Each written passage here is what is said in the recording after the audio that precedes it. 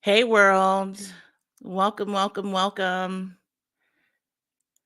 This is a big day. Let me see. Dietrich just texted me because I'm late. I am live all the places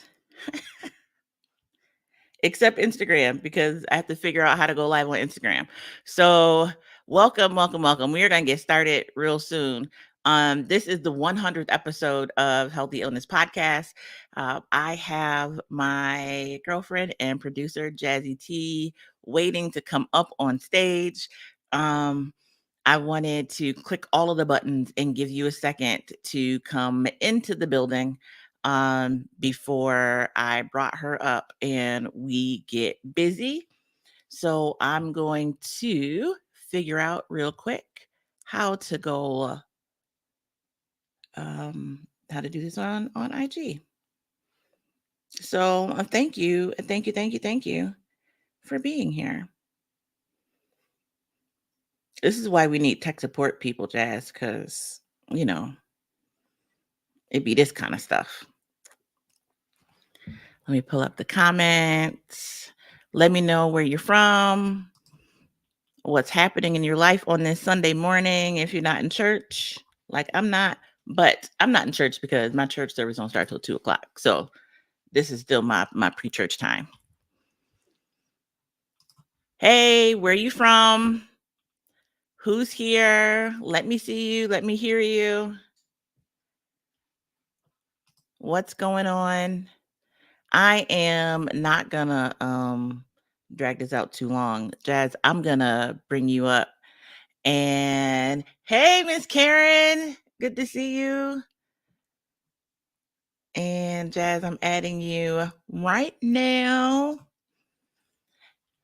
Hey, Hey, how's it going? Here we are. here we are. I am frantically sharing the lives on all of my pages as well. So we're going live on Jazzcast Pros Facebook, Jazzy T Williams Facebook. Where else? You said LinkedIn? LinkedIn. Yeah, yeah, we on Eh, LinkedIn. This is the first time being on LinkedIn. Um, and that is a little I'm a little anxious about that because in all of the talk about radical transparency, I've never really posted about Front Seat Life or Healthy Illness Podcast on LinkedIn. I have stayed away from that space, but like, what time is better than now to just go out there and do it? So, yep, we on LinkedIn. Maybe Instagram if I can figure out on my phone how to do this. and And while you're figuring that out, I just want to say, this is why Healthy Illness Podcast is so important and impactful because you are willing to try stuff and do things that you are somewhat uncomfortable with in front of everybody. like, y'all gonna watch me either fly or fail. In either way, it's still okay because that's life. For Exactly. me, for me, that's life. I don't necessarily, I don't want anybody else doing anything that they're uncomfortable with or being in spaces that they're uncomfortable being or like sharing their story and they're not ready to do that. So, Right. yeah, it's definitely interesting. And I'm trying to share it from LinkedIn, but I don't quite see how to share it. So I'm not going to worry about it. It's 11:11 on 2/11, everyone. This Whoop, is whoop. magical. I have been seeing 11:11 so much in 2024, like almost every day, twice a day. Really? And I know that has something to do with like prosperity and great change. So loving it. That's what's. Oh, wait, we are now live on IG. Yes. I figured it out. I just had to press the button that said go Well, there you go. Okay, so I just joined it, but let's see if I can share it. live. I could share it to people, but either way. Okay, that's cool. Hi, everybody. So 100 episodes of podcasting. Um, it's been a journey, and you have been there from the very beginning without you. So let me just straight up say though, like, and I know we're gonna do some kind of formalish questions that we talked about, but without you, there would be no podcast. There would be no Living the Front Seat Life podcast. There'd be no Healthy Illness podcast. Like, I thought about this for years and just never had the. And I'm techie. Like, I love technology. I love figuring out new things. I love that kind of stuff. At least I used to. I don't know if I'm as techie as I used to be, but um, I could not get the podcast going. So for Well, me, go ahead. why not though? Because this is something that I hear from my clients every time. There's never been a person that's come to me to start a podcast that hasn't said the many months or years that they've been thinking about it. So what is it that goes on in the brain that makes people hesitate about starting a podcast? So for me, it was all of the other things. Like, I was doing lives, I was online, had, don't think I was really on Instagram too much then, but Facebook Lives, I had no problem doing that part of it. It was all of the behind the scenes stuff. Like, I wanted to make sure it was connected to all the platforms. I wanted to make sure it was edited because I mean, I'll talk to anybody anytime, but I know for like a podcast, like, it needs to be succinct. It needs to. I had done radio for several years with my day jobs, so I had no problem talking to myself for a half an hour or talking to people for a half an hour.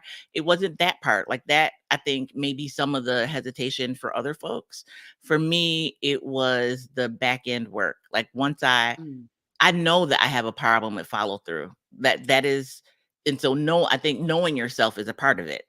I have so much content on my phone that I now have a new phone to store more content that has not been shared to the world, right? Like, it's all right here, and it hasn't gone anywhere. So for me, it was having that driving force, having that accountability, knowing that I have a producer that's like, where is the show? Or Mm. you talked about something you didn't say you was going to talk about, which is fine, but I still need you to go back and do an episode on the thing you said you were going to talk about. That accountability piece was so super huge. And for me, living like, a healthy illness, living with mental health diagnoses, and being able to um do the work, which in this case it's podcast, I knew I needed that accountability. Absolutely. That is one of the biggest things. And I feel like I am the biggest help to people on that accountability piece, with the weekly meetings. And hey, your listeners, your audience is expecting it. Like, we didn't go live at 11 a.m. sharp and people started texting you, right? Right. Accountability. My mom just texted me too. Hey, didn't you say you were going live? So we need those people. We all need it, whether we're doing a podcast or doing a business or whatever it is that we say that we are going to show up in the world as. There are going to be people who have expectations of us as soon as we announce that we're going to do that thing. And they're going Mhm. to be holding us accountable, or or they're going to stop checking for us. Like, they said they were going live on Sunday morning, but they didn't. They went live on Wednesday night. I can't count on them, right? And that's what we have to realize as human beings. Stuff comes up, but even if you can't show up, you still have to let people know what's going on, especially if you're someone who is living with mental health conditions that, sometimes things happen beyond your control. And maybe you can talk a little bit about that as well, how somebody with diagnosis, has to navigate the world a little bit differently, but still meet certain expectations, or at least, let people know that that's not going to happen as planned. Well, and I think every so I get caught up sometimes because I live with official diagnoses, right? And there are folks that do not have an official diagnosis or don't have a mental illness at all, but you still have to learn how to communicate. You still have to learn how to be accountable. You still have to be a responsible human being. Let me say, you don't have to do anything, right? But in this conversation of There's being better people, expectations there. Yeah. yes, right. And so it's not just people that have a health condition or a mental health condition, it's all of us. And so me owning that part, like regardless of me having mental or physical illnesses or conditions, I still need to. Like for me, I still want to show up in a certain way, right? Like having a mental illness is not an excuse for bad behavior, just like having a physical illness isn't an excuse for bad behavior, right? We understand that we can work through our signs and symptoms and implement tools, whether it's therapy, whether it's medication, whether it's mindfulness, whether it's walking. Like there's so many things we can do in order to be healthier as human beings, period. But you then layer a physical or mental health condition on top of that. There may be more things you need to do, but you still need to understand that there's expectations placed on you. Whether you decide to meet those expectations or not is your decision, but there's still expectations. So along those lines, there are some people on the live right now that have been with us from the very beginning, launching this podcast May of 2021 as Living the Front Seat Life, Hmm. and then transitioning into the Healthy Illness podcast. So I want to go back and give our newcomers an idea of what the front seat life is all about and how living the front seat life is an extension of that, on the backs of what you just mentioned, as far as having a mental health condition is not an excuse, right? And I Right. do feel like in general population, general consciousness, there is kind of this, okay, some people use mental health or mental illness as an excuse, and people who don't have it kind of get cringy if you say you have one. Then here comes the stigma, and like, oh well, they're not going to follow through, right? They're not going to be on top of it. I don't know if I should hire this person because they're going to be unpredictable. And so if you can kind of explain your mission of Front Seat Life with that background. Okay. So Front Seat Life was born, I'll say, out of my mental health recovery journey. And so shout out to Cindy and Tayreen and Althea joining us on IG. Um, Front Seat Life was my way of developing tools that I needed in order to be healthy. So in 2013, I woke up September 4th at ECMC from a suicide attempt and knew that I needed to do whatever I needed to in order to get healthy and stay healthy. I didn't wake up with the desire to live. I didn't wake up like thankful that I was still here, but I accepted that I was here. And in order for me to stay here, I needed to be able to be healthier. All of the like groups and information I saw online and recovery stuff was they were all meeting people from a place of we never want you to be in this place that I was already in. I wasn't able to find anything that said you have laid at the bottom of the ocean. Let's work to ensure that you never get back to that place. And that's what I was missing. Nothing really resonated with me and spoke to where I was.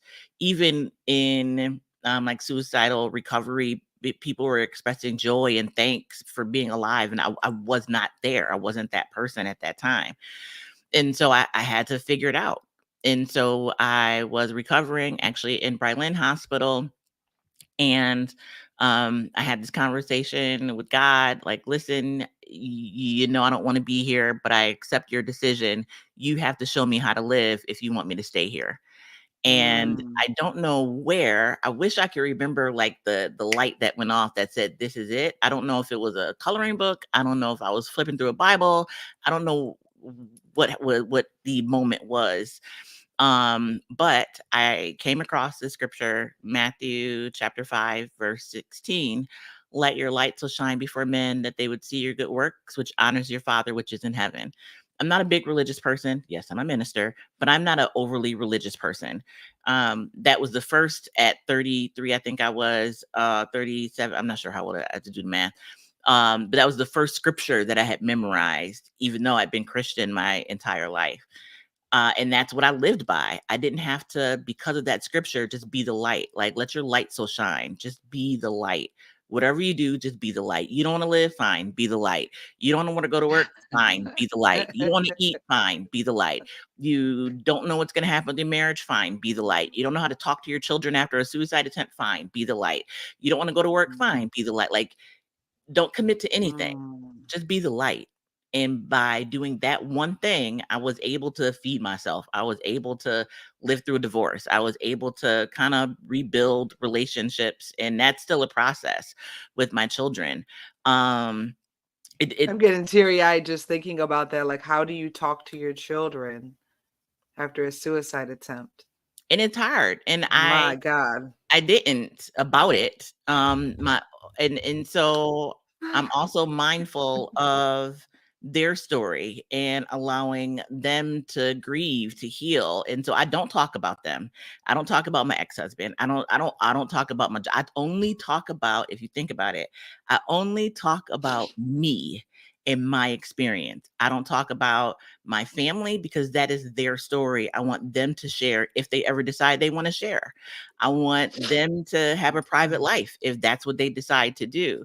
But at the same time, I know that there are people that I'm called to that need to hear my message. And so how do I be personally radically transparent, right? But not include all of the people in my life that I deal with. So Mm.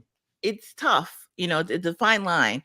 Um, but I want people to feel comfortable being in my life. I want people to feel comfortable being themselves without worrying if they're going to end up on the podcast, as oh my God, I was just talking to fill in the blank person and they said, like, that's not friendship. That's not love. That's not relationship building. And so I am purposeful in initially living a front seat life and now healthy illness in only speaking about me and my decisions, my choices, my health, my thought processes, how I maybe engage with the person, but you don't know who that person was. You don't know what role that person plays in my life because regardless of who they are, I can only control my actions. And so that's what front seat life is, right? It's taking ownership of the car. Like we so often, especially in Christianity, there's this saying, Jesus take the wheel. But the word of God said that I've made you in my image, right? Like we are equipped to do so much on our own that we don't do. Like he gave you the ability to make decisions. We have free will. So use it to decide to be healthy or not, right? That's your free will choice. Yeah. But for me, it's owning the car, right? It is owning the responsibilities. I am the driver.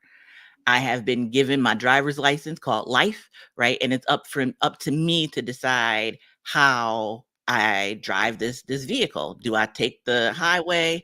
Do I take the scenic route? Do I stop in at a rest stop? Hey girl, hey Deetra. Um, that's up to me to make that decision. And so what I realized on this journey of front seat life living, um, was that I live a very healthy appearing lifestyle. Like people, if you don't know me and I don't tell you my story, you don't necessarily know I live with mental health conditions. I've been in and out of therapy since I was 9 years old because of life childhood trauma. And so living as a survivor of childhood sexual abuse, no one knows that story. Like only the people that are part of that and people closest to me understand and know the details. You don't need to know the details. I'm a survivor of that specific thing. And because of that, that introduced me to therapy. And so I've spent the majority of my life in some type of therapeutic environment, which let me say did not prevent me from developing a mental illness, right? But because of having the tools, because of having a family that was supportive of therapy, of medication, of mental health, I think those protective factors help me be healthier and live a healthy lifestyle. So just like a diabetic, if they eat their vegetables, drink their water, take their insulin if they need insulin, get their steps in, if they do all of the things one needs to do, they can live a healthy lifestyle and still be diabetic. And so Mhm. similarly with mental illness, like I live a healthy lifestyle, even though I have these mental illness conditions that are along for the ride. And so I Mm. have to remind like my mom, um, she'll say something and I'm like, lady, that makes sense for someone that's not mentally ill. Like it may not seem like it because we're engaging in a healthy way, but it takes a lot of work for me to show up. It takes a lot of energy for me to be healthy. And I don't take that away from people who, right, like you could be in the same situation, Jazz, and I wouldn't know, right? We don't know when we meet people. We don't know what they're going through. We don't know their history. We don't know their life. We don't know none of that. And so how do we meet people where they are? And that is what being the light is. Like, you could be having the worst day of your life and yet you're smiling, you're energetic, right? I don't know that. And so I Mhm. can't, from a be the light and front seat life perspective, I don't want to, T-bone your car because I'm in a funky mood or it looks like you can take it, right? Like Yeah, that that's not being a good driver. That's not being a good friend. That's not being a good human being to me, right? So I'm only talking about me and my experience and my journey. absolutely. Yeah. So, I if there's somebody that's listening right now who has been identifying themselves by their mental health condition Mhm. or in their mental illness, and that is their persona. Oh yeah, Bob, he's bipolar and he's schizophrenic because every time you see him, he's portraying those symptoms. He's being less than the light. Um, and they've really grabbed onto that because they feel like life has dealt them a bad hand, right? I'm damned, right? There's nothing I can do about it. So I might as well feed into this.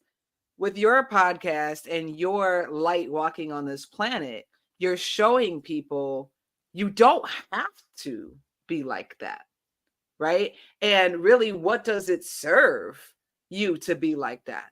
Because I believe that we all come to this earth to be an individualized expression of the Most High, the creator and source. And the challenges that are placed upon your life are contracted. So whether that's living with a mental health condition or poverty or feeling of separation or lack of compassion, you're born with these things so that you can learn the lesson to make you whole and bring you back to the source at the end of your life here on earth. And I feel like so many people just get stuck in the trauma and the drama, and they don't give themselves an opportunity to be the light. Well, there's two sides to that. Well, probably more than two, but two that I'm going to touch on. One is as mentally healthy people, meaning you don't live with an illness, just like a physically healthy person doesn't. If you're physically healthy, it doesn't mean that you can go run a marathon. It doesn't mean that you can go and join a weightlifting competition. I mean, you could, but is the body Right. prepared for that, right? So similarly with mental health and mental illness, right, there are degrees to it, and there are people that are mentally healthy but make poor choices when it comes to their mental health. Just like there's physically healthy people that make poor choices, like these are choices and options. There is then a group of us who don't have that same choice because of how the brain is wired or whatever's happening in the body, right? There it reacts in a certain way. I could go deeper and talk about, and maybe we will eventually, but talk about, this notion that we have to fit within this box, and I think that creates a lot of what is labeled as mental illness. Um, but that's maybe a deeper conversation for another day. But for those folks that either have a diagnosis or live with a mental health condition that is not diagnosed, like, it was not my choice to be depressed, right? It was not my choice when my brain was at its sickest, right? It was not my choice to stay in the bed. It wasn't my choice to not shower. It wasn't my choice to cry. It wasn't my choice to, want to not live. I didn't choose those things. That was what was happening in my brain without my permission, quite frankly, right? And so living in that space Like, I know one should get up and go to the bathroom. I can't get out of the bed, right? Like, the thought process of walking 20 feet to the bathroom was so overwhelming that I got stuck on just kick the covers back, right? Like, you gotta take the covers off. I couldn't get past that part because once you make the decision to go to the bathroom, you have to pull the covers back. You've gotta sit up in the bed. You've gotta turn your legs over. You've gotta move your body over so that you're facing the door. You've gotta stand up. So maybe you need to push up off the bed in order to stand up. Once you're standing up, you got to take one leg and make it move and make it go forward, but don't lose your balance. And then you have to take the other leg and then move that one forward, and then decide to take the overwhelmingness of something as simple as going to the bathroom. If you just get up and go to the bathroom, like you just get up and go. But everything in that space of sickness is that type of thought process. It's not just pick up the pen and write a note, right? It's let me find a pen. The pen's right in front of my face, right? But I need to find a pen. Oh, it's a green pen. Do I want to use a green pen? Oh, maybe not a green pen because green isn't really a traditional color. So maybe instead of a green pen, I'll use a black pen. I really don't like black ink, but I prefer blue, but not a blue pen, but the blue gel pen. The blue gel pen that doesn't have the super thickness because that stays wet on the piece of paper. But the blue pen, that's a gel pen that when you write, it's thick, but not too thick. The ink absorbs into the paper. And then, as you move and write several lines, you don't Girl, that's a lot. That's a lot. That's a lot. Wow. So you don't write nothing. You just sit there staring at the green pen. Wow. Right? And so in that moment, you got a kid that's hungry. They need to eat. I'm not like, what? So I can relate on that tip, because if I don't plan it out, like at least a day in advance, like, okay, today I'm going to cook. What do I need to be able to cook? What ingredients do I need? What do they like? What are they not allergic to that I can make? How long is it going to take me to make it? Right. All of that stuff. So yeah, I can relate there. And that's because cooking is one of maybe two things that I generally just do not like. I don't like cooking and I don't like bees. So that's like me saying, okay, I have to reach my hand into this beehive to get this honey because we have to have honey. Because somebody said that, my kids say they have to have honey. So I have to figure out a way to get my hand into this hive and get this honey out. That's the way I feel when I walk into a kitchen. And then that probably sounds crazy to some people. Like, what are you talking about? Right. So that's the only way I can relate. Painful.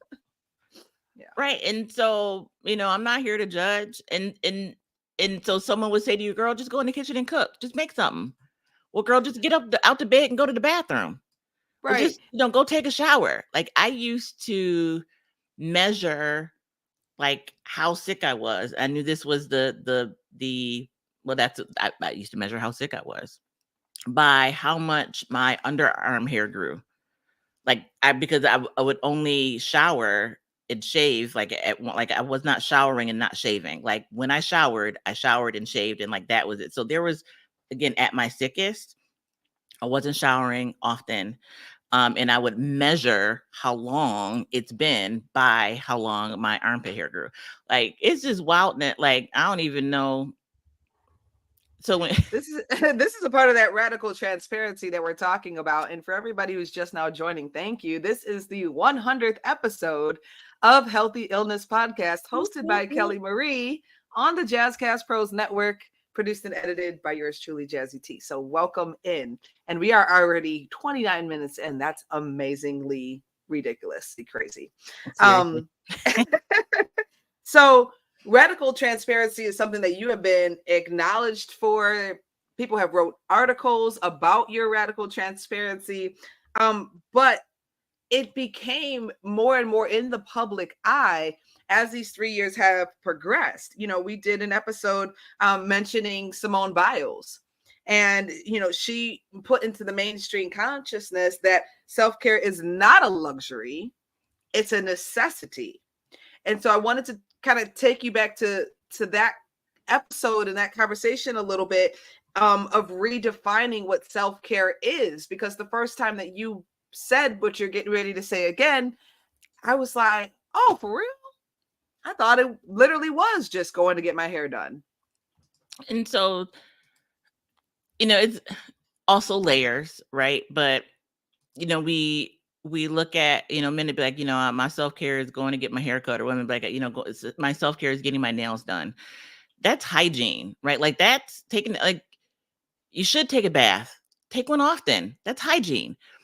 However, if you consider what goes into that, so there's a difference between bathing, right, and having the house empty, it's quiet, you get time to yourself, you got your candles and your scents going, and you're creating an environment that is pleasing to you. That is different than taking a bath, right? So self-care can be bathing, Mm-hmm. but there's more to it than just cleaning your body, right? Yeah. So men going to the barbershop, it's not the haircut, it's the genuine conversation, it's the being accepted as a man, as a person, as a person getting a haircut, is having somebody to talk to that listens to you. It's not the actual haircut. You cut your hair in the bathroom. Like, you don't have to go. So self-care is more than just these basic um hygienic things that we attach self-care to, right? Self-care is Mm-hmm. also therapy. Self-care is also eating healthier or making better choices. Self-care is also saying no. Self-care is saying yes. Self-care is taking a nap in the middle of the day because you're tired and exhausted. Self-care is also setting up rules and barriers and boundaries for yourself so that you don't get exhausted, right? Like, there's no Mm-hmm. requirement in life that says we have to be physically exhausted and pouring out so much of ourselves that we have to take time and refuel. That's not it. Like, we should be giving from a cup that is full, right? Like, I Mm-hmm. need a full cup, period. Anything over a full cup is what I am then able to share with the world. Yes. So what do you need to get your cup full and to stay full, and then give from that place of fullness? Because anything less is a detriment to you and is a detriment to people. If I'm not serving you from, I'll say, a place of 100%, right, you're not getting all you need. Like, I'm not even showing up for you in a way that is beneficial to you. I'm in a bad mood, you need me, and now I got a bad mood. I'm in a bad mood helping you. Well, that's not helpful. Well, girl, you should have never been in this place to begin with. Now, I told you 5 years ago that you need. Whoa. I just asked, for assistance because you're my friend and you told me to call you for help, right? So if the friend is not in a healthy place, you end up hurting the people that you care about because you are not taking care of yourself. You're not addressing your trauma, you're not addressing your health, you're not addressing your wellness, you're not addressing, the strides you need to make in your life, right? Like, we need to do that for ourselves so that we can be there for other people. Yes. Yes. Absolutely. Mm.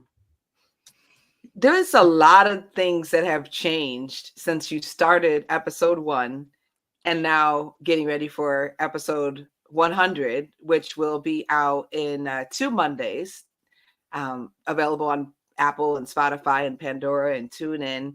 And we talked Aw, briefly before we hopped on. You moved to a new house, I did. right? And that was a bit unexpected, right? And so in one of the episodes you talk about that. How do you deal with the anxiety and the stress of that? You also talked about getting your first brand new car, right? A couple that were new to you over the last 3 years, but one that was absolutely brand new in that whole decision making process. You talked about several vacations, work trips, going out of the country by yourself, right? These are a lot of things that a person that has defined themselves by their mental illness may say, I could never, right? And you're proving that you can, right? You just came back from a trip to India, and there were several things that you did in preparation of that trip with a beloved friend of yours that were enabled you to get through that situation where some people again say, oh no, I don't like people, I can't. India, billions of people, no, I could never, not happening. Oh, side note, the stats on our listeners from the country of India, woof, from the Really? second, yes, from the second I published it, they all like, what these Americans saying about us. Oh, wow. That's so Because cool. the title is India, my expectations versus reality. So I think that was a brilliant title, and it's no negative comments that I've seen so far, but I've noticed they have been flocking over to see it. So shout out to everyone listening on the Geo Savant app. That's a big app over in India. And when you come to Jazzcast Pros, you get on 25 platforms that are popular in different regions across the country. Plug. And so, like, that's something I couldn't do for myself, right? Like, so back to your original question, I listen, is it on Facebook? Is it on Instagram? Maybe. Like, I don't have it. Like, my mind space, my brain is so preoccupied. I already told you what it's like on a bad day to go to the bathroom, right? Add a podcast on top. No, thank you. I'm gonna let the experts be the experts. You are the expert in that space. So let me let you do what you do. Right. Yeah. Thank you, Simone. Thank you, Deetra. Thank you, Vicky. Vicky is watching over on IG, and she said, yes, cooking is not easy. Amen. And she loves to cook, so Amen. she feels you. Amen to that. And thankfully, I have a husband who does love to cook. So works out. And so having people that meet you where you are, right? And Mhm. knowing, I think a lot of it is knowing what you're able to do. So you mentioned moving into this house, and I, don't- I think we occasionally overuse the word trauma, and so I want to be careful in using that word. But Mhm. it was very sensitive. It was tough for me to move out of my family home into this space. I grew up in that home. My mother grew up in that home. My kids grew up, and spent many years growing up in that home. And so I wasn't in a position to buy it when it went on the market, and I needed to find a place to move. And so I found this great house, which I rent, and I am now in the position I have to find another home because they're selling this home. Right. And so what and this like is the perfect environment for me. Like, it's close to where I need to get to. I live by myself. I don't have to worry about nobody in the driveway or in that. Like, it's really the perfect space. So I'm praying that another perfect space will become available.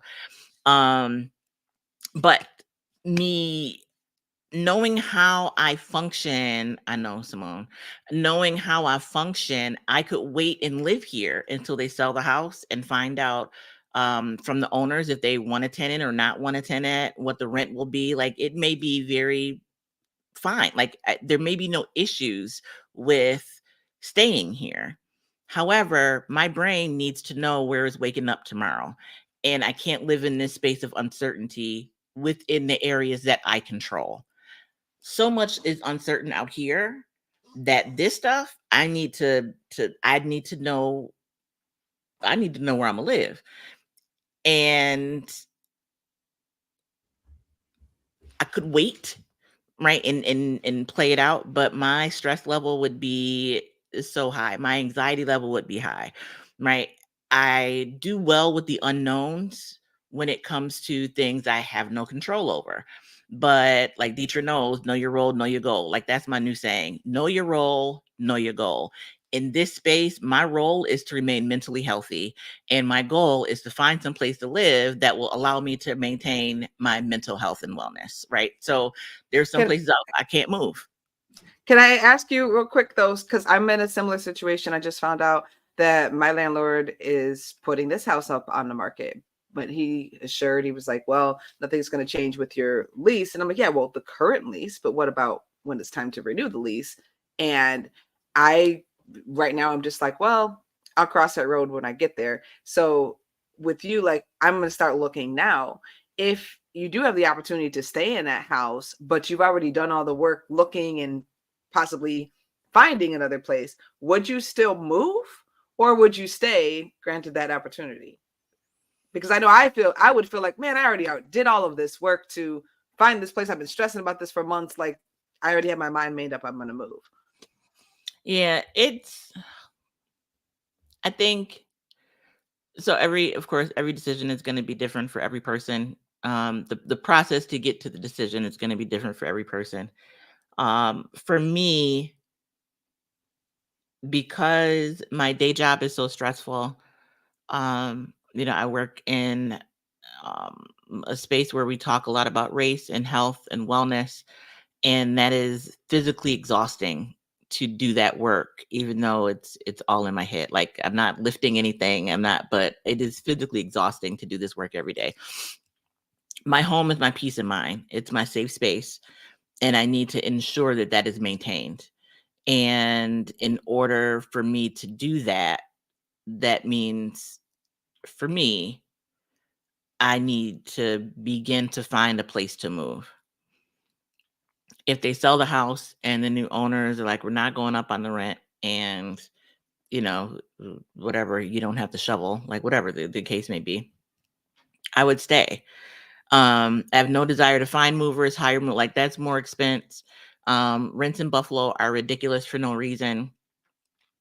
Um, and so that's a space that I'm a path of least resistance person when it comes to that. I want, there are certain things, that's actually an excellent point. Like, there are certain things at this point of my life that I have realized I need, right? Like, I need to be able to pull into a parking space and not have to worry about whether or not I got some place to park. I need to not be disturbed. Like, music doesn't bother me. I live with the hearing loss. So what noise bothers other people, I literally don't hear. So I'm not worried about being around noisy people. But I need a washer and dryer in the home. I Oh, need utility, like I need a stove and refrigerator, because when I left that space, I had my appliances were on point, but I gave them away. I didn't need them. I was moving into a space that had them. I'm not spending money on that no more. Like, I have decided. So wherever I go, it needs to have those things in the space, because I've decided that. So um that kind of adds to the issue of where you can and where you can't move. But got it.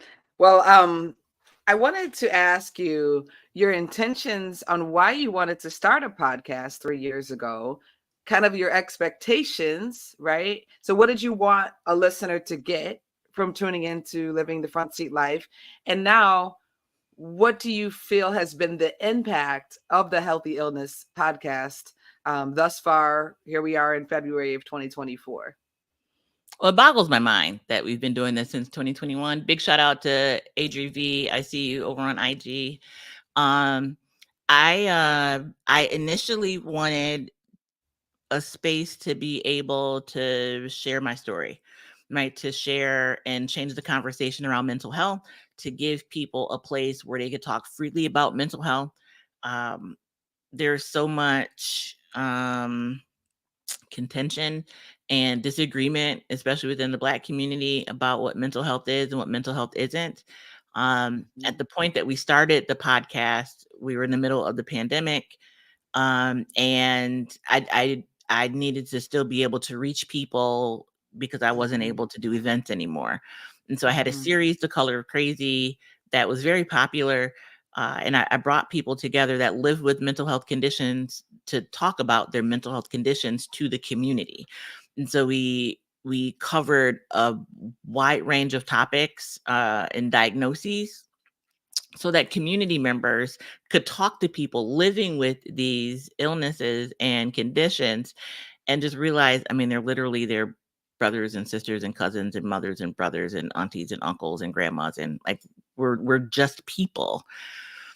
And to hear people talk about taking medication, to hear people talk about going to therapy, to hear people talk about being hospitalized, having people talk about being schizophrenic and hearing voices and being able to live a healthy lifestyle, even though they may still hear those voices, right? Like, how they have grown to be able to differentiate between what is and is not real. Um, So that was my desire, to figure out how to continue that conversation in a space that reached people. But it was And you something. did that. Yeah, you Yeah. definitely did that. And I think that a lot of people got into podcast, either hosting one or listening to one for that connection. Right. And then we went back to work, we went back to school, and a lot of people stopped doing their podcast. Right. But you decided to continue. Quick fun fact, at least 50% of podcasters who start a podcast stop around episode 8. We You're at on episode 100. 100. You know what I'm saying? So, like, you have beat out a good 80% of people who ever started a podcast, period. Right. And the only ones that are kind of like along the same line have been podcasting since like 2017, 2018, things like that. And I'm going to tell you, they're not Black women with mental health conditions. These are white men who initially kind of started the podcast part, right? Like, it really got into the tech and all of that. And it was much harder to start a podcast back then. And it was not as open and diverse as it is now. And so those are the type of people who are on episode 150 or 200 and things like that, but you've done it, and you did have to take some breaks. So people were doing the math 3 years ago, every week. 52 weeks, you should be at 150 easy.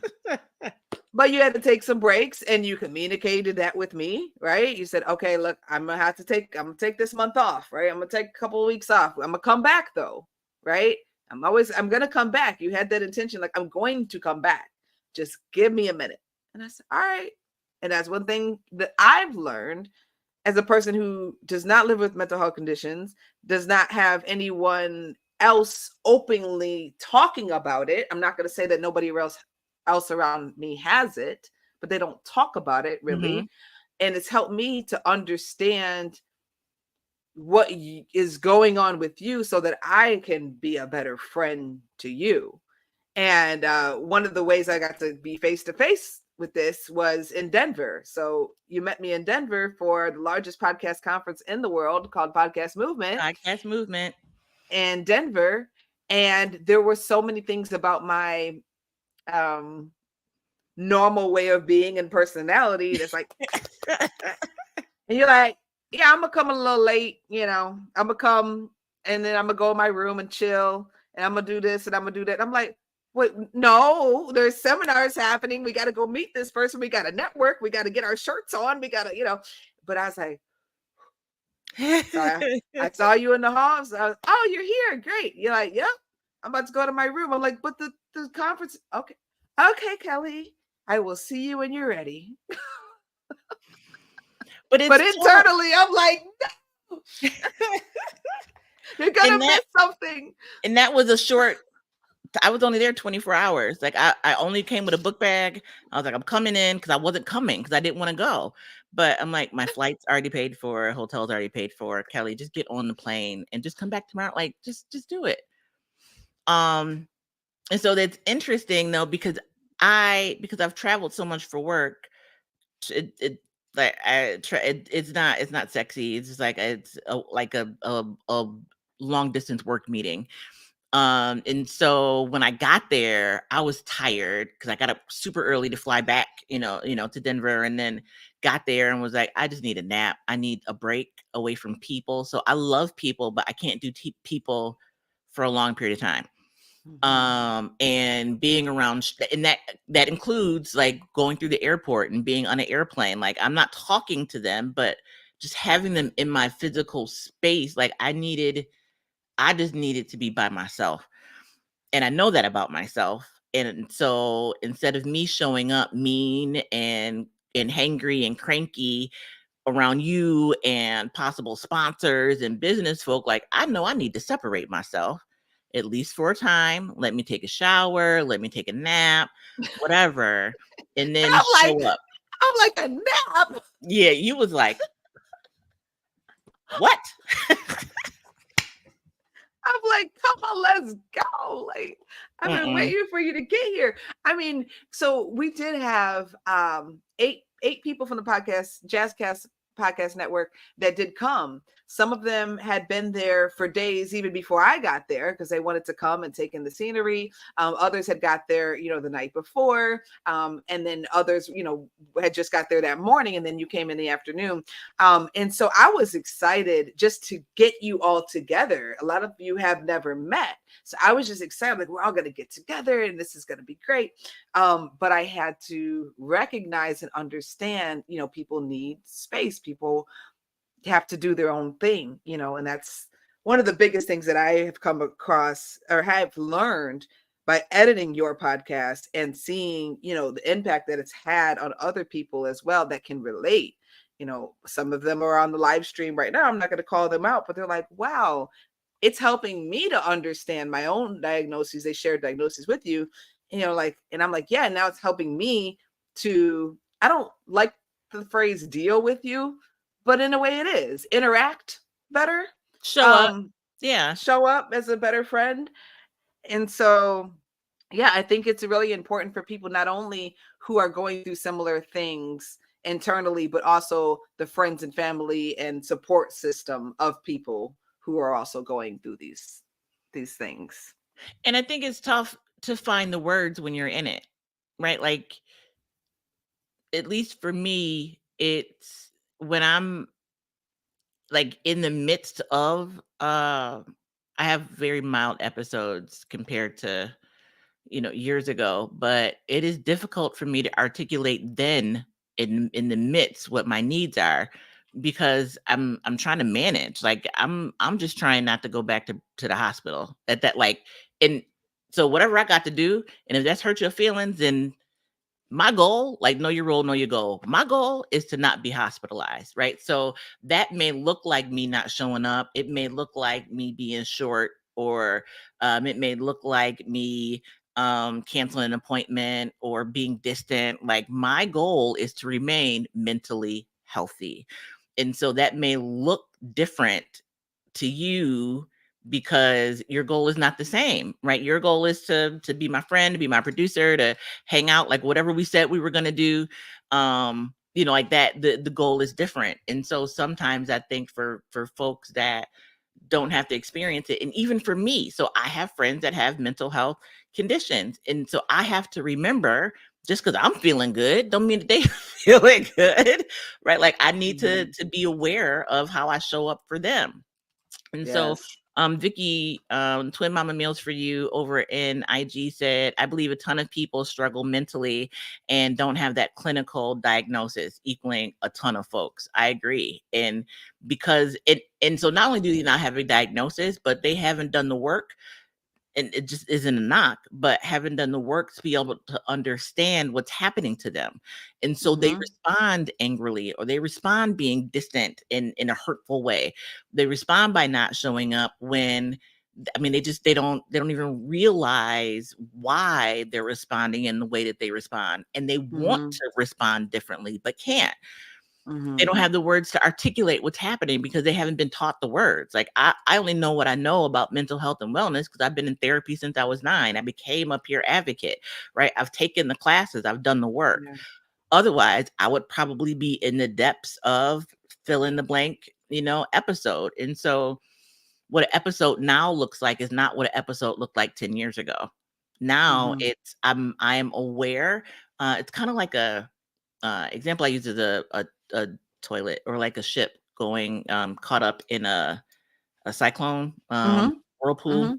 Yeah. So that ship, once they realize they're in a whirlpool, right? As they start to circle around, they only got a limited amount of time before they're stuck in that. And there's no way that they get out until it spits them out. Right. And so if you are stuck in the midst of that whirlpool, it's only a couple ways to get out of that situation. Whereas if you recognize it as soon as the boat starts circling in the wrong direction, right? It's like, oh, wait, we got to change course. Something's not right. So my episodes now tend to be in the, oh no, I have to change course space, versus the deep within the whirlpool, highly medicated or hospitalized or sick in the bed. Like, I tend to not be in that deep space anymore because I've identified the signs, I identified the symptoms, I do my self-care, I do the work. Like, it takes a lot of work to be healthy. And that's okay, right? So when I come home from work, I might not, I mean, my schedule empty. That doesn't mean I need something on it. That's a part of my self-care. Is coming home Yeah.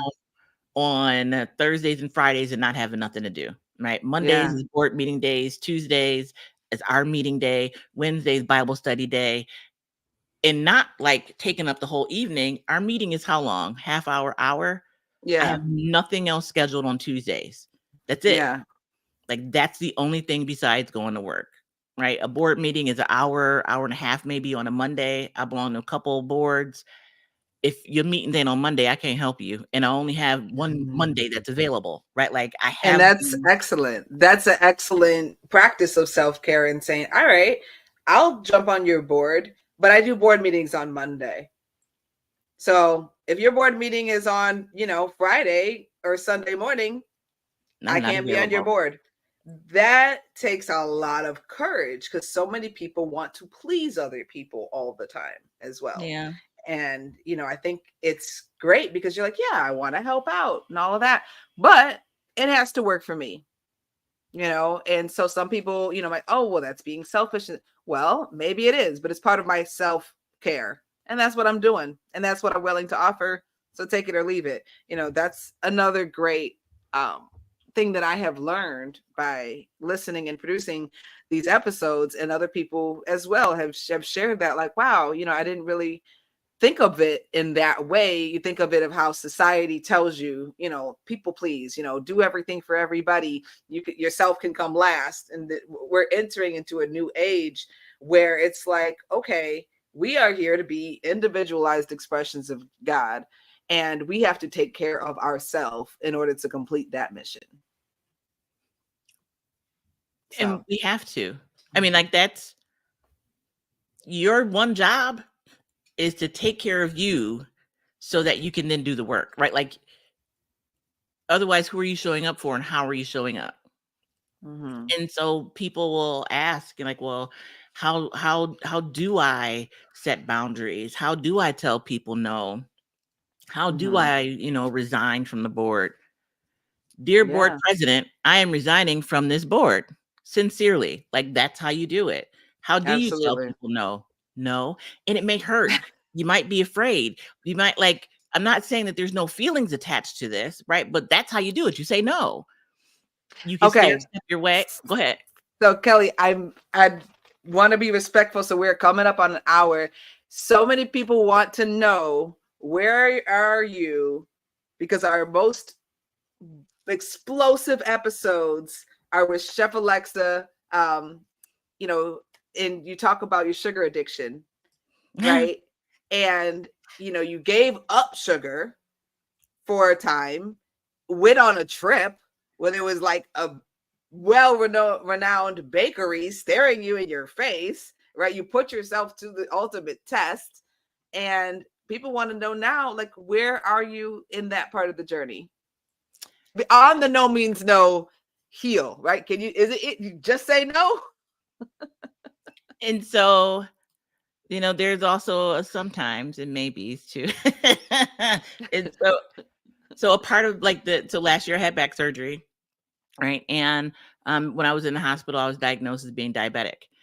And that was really life changing for me because had it not been for the surgery and had it not been for me overindulging in sugar in the hospital, I would have never gotten that diagnosis, which means I would still not be diagnosed today. Right. So Mm-hmm. that is a we talk about perspective and gratitude. Like I'm thankful that I had the sugar issues I had, because if I did not, I would have never gotten the diabetes diagnosis until I was probably so diabetic that there were some other symptoms and would have needed medication and a whole bunch of other Yeah. stuff. So they talk about that cyclone again. So you were Yes, just like right there, and you're like, right, okay, there's the exit. But instead of right, yep. And so that's really what happened. I mean, I've been able to reintroduce sugar into my diet, but I don't have the um like the draw uh that I had. so Like it doesn't have the so same hold on me. so no more Kool-Aid paste. No, so I stopped that as a child. Well, no, I did have it as an adult, but okay, not like an adult, like a early young adult. Mm. But no, no That was more one of the Kool-Aid things that sugar. I was like, "She really said that. I would have tucked that one in the closet." For those of you who missed the episode, where she talked about, as a child, she would take packets of Kool-Aid and, a bunch of sugar and just a little bit of water. So you know how you make Kool-Aid and it's like mostly water? No, just a little bit of water just to make like a little paste, get a spoon and eat it. And I was like, ugh. I was like, that sounded gross to me. So Um, delicious. but it was so delicious to you, and it's something that you felt comfortable enough sharing. And I was like, wow, like, girl, you got it going on. And I've been in broadcasting for 24 years, and it's like so many things about myself that I would never share, but it's a part of your process of helping other people to say, look, yeah, I did it. I don't do it anymore. And this is how I got to a place where I don't do it anymore. Yeah. And it's been so having friends and family listen, like my mother was like, "Oh, so that's where my orange juice went." Because I also used to eat the frozen orange juice. Yeah. The Like I would just concentrate. like Yeah. pop it open and eat it like ice cream. Like a It popsicle. was delicious. And so my mouth is starting to water a little bit. So I'm like, orange juice, frozen, delicious. I still, it's still there, right? We're just having a conversation about it. I'm like, Kool-Aid sugar and frozen orange juice concentrate. But for whatever reason, I don't know why as a child I was like drawn to sugar. Although I did learn that one of my childhood babysitters used to make orange juice and add sugar to it. And so my mom walked in and was like, "What the heck are you doing?" And so I blame that. I don't know who she is, so I can blame her. I blame that lady for my introduction to sugar at such an early age.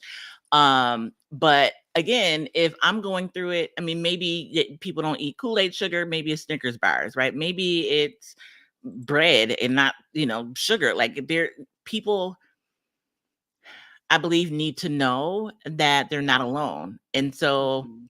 regardless of what your thing is, I mean, it could be cocaine. Like it doesn't matter. Like an addiction is an addiction. It doesn't matter what the thing is that you're addicted Yeah. to. Sugar is Yeah. generally accepted, right? Yeah. Where other drugs are not. Yeah. And so so I don't put I mean, I'm also not minimizing substance use and substance use the cycle of substance use. What I am saying though is there is a place in space for recovery, and we have to be able to use those kind of words when we're talking about something that seems simple like sugar. I mean, sugar's killing people. It's It literally really is. killing Yeah. people, and it's accepted. They put it in toothpaste. Why is there Yep. sugar in toothpaste? That makes no sense, right? And so, not to Mhm. go on the conspiracy sugar, Oh, yeah. on 'Cause that you road. know, I'm just like, I Yeah, got so many things.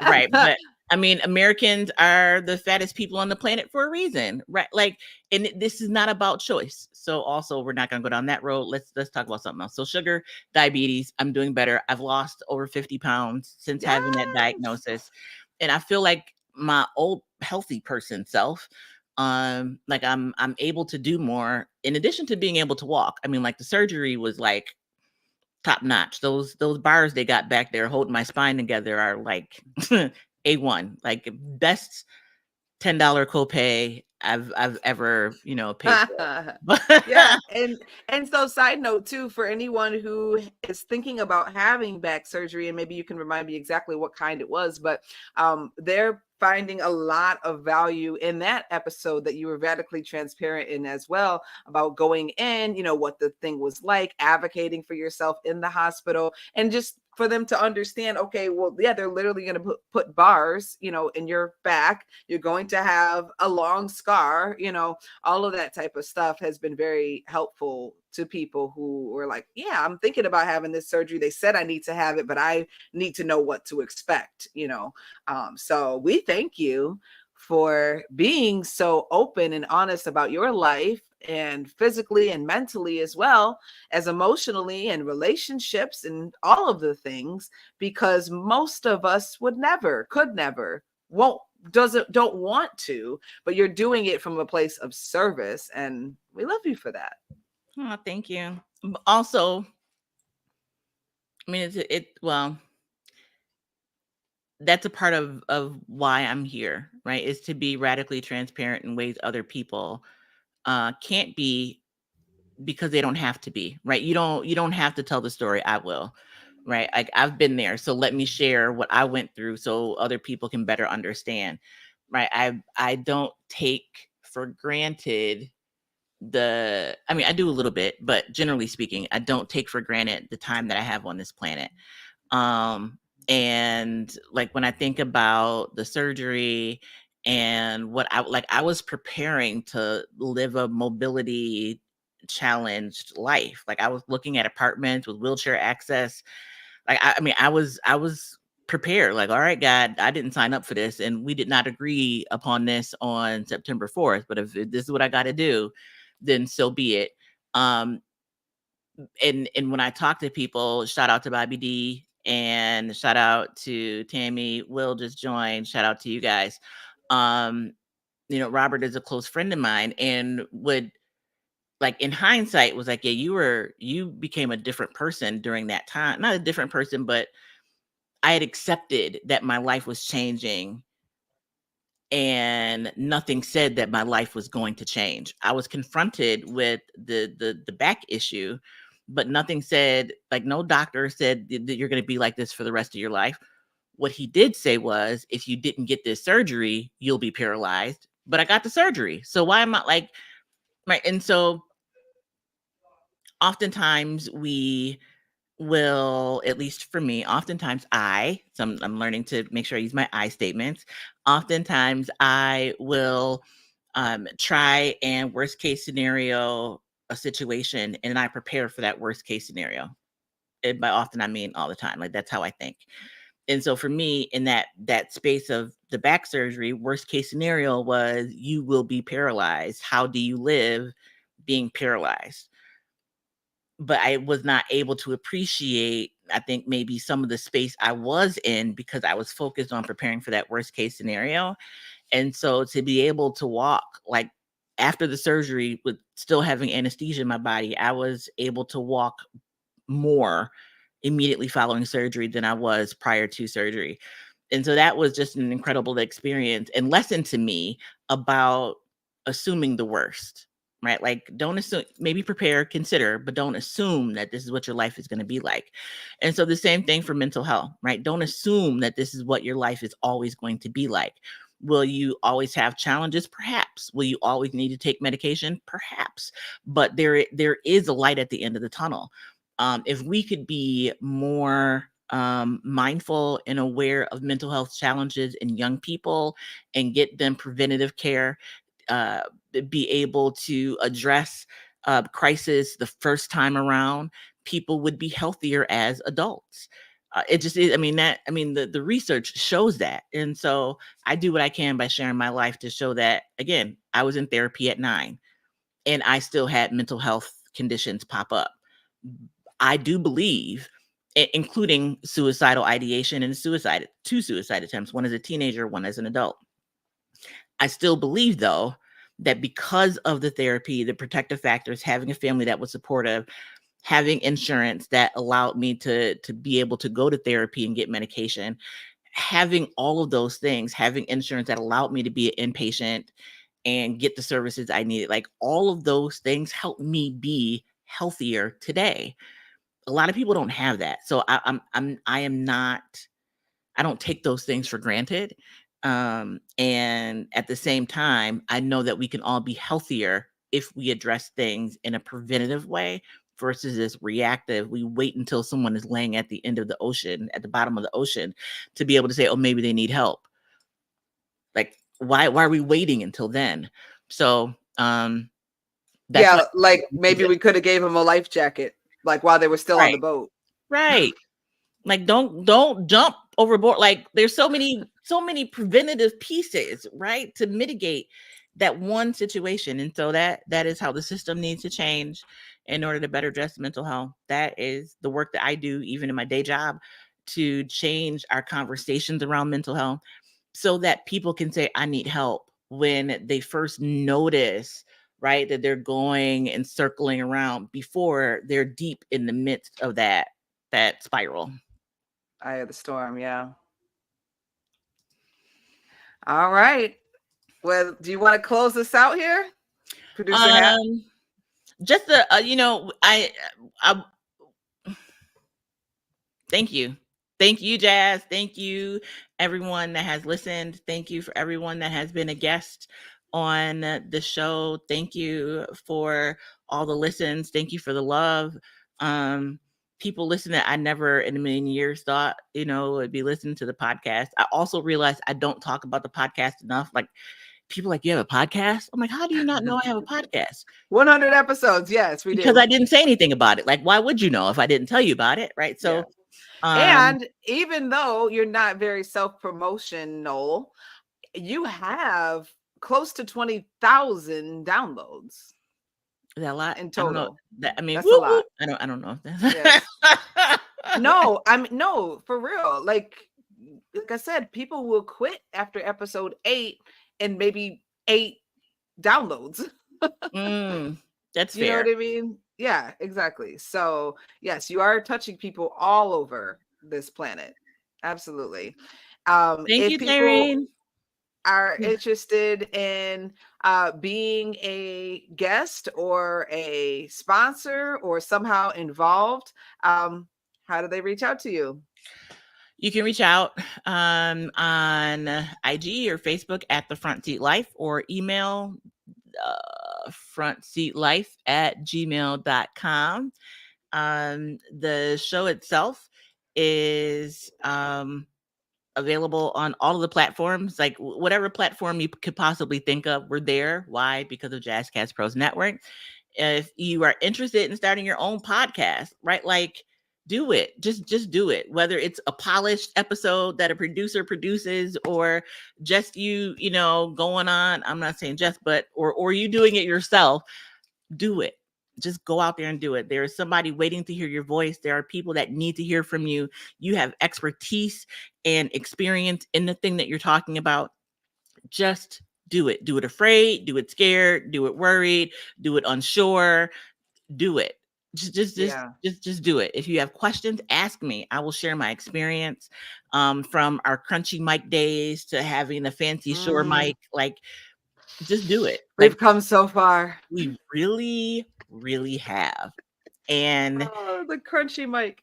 how could we wouldn't be here without having those stepping stones, right? That why is there so much noise in the background? I don't know. I'm in an empty room. Well, you can't be, because I barely hear you, but I do hear the birds and the dogs and the right. Yeah. So all of that goes into this space.